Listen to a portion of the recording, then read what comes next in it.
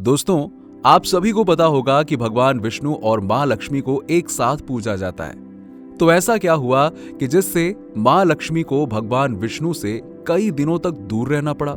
साथ ही भगवान विष्णु ने माता लक्ष्मी को श्राप क्यों दिया? तो अगर आपको नहीं पता तो आइए जानते हैं आज की इस कहानी में थोड़ा डिटेल में।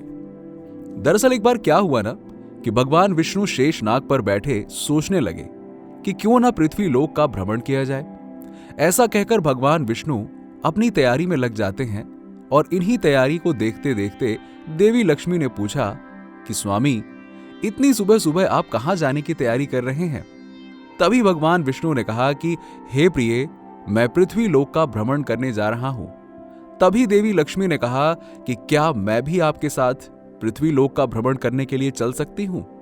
तो भगवान विष्णु ने कहा कि ठीक है, आप भी चलिए मेरे साथ, आप भी चल सकती हैं, लेकिन इसके लिए आपको मेरी एक शर्त को मंजूर करना होगा।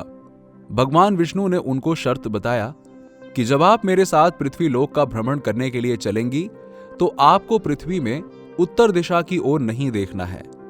उनकी इस शर्त को मां लक्ष्मी ने स्वीकार कर लिया।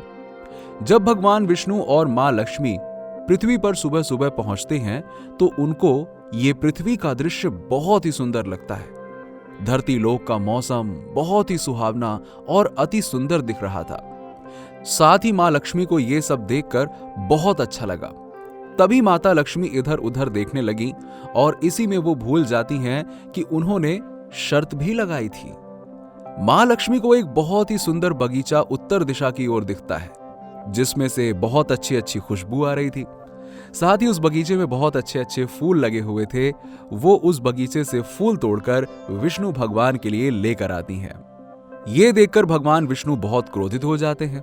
साथ ही मां लक्ष्मी से कहते हैं कि आपने बिना पूछे इस बगीचे से फूल क्यों तोड़ा?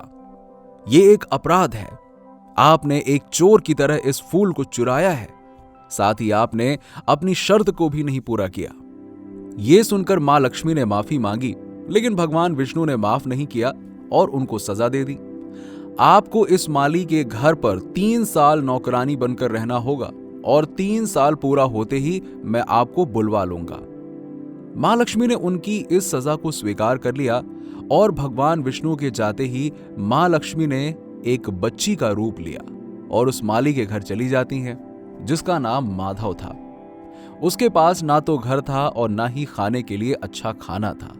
साथ ही उसके परिवार में उसकी पत्नी, 3 लड़की और 2 लड़के थे। जब मां लक्ष्मी माधव के घर जाती हैं तो माधव ने पूछा कि बेटी, तुम कौन हो और कहां से आई हो?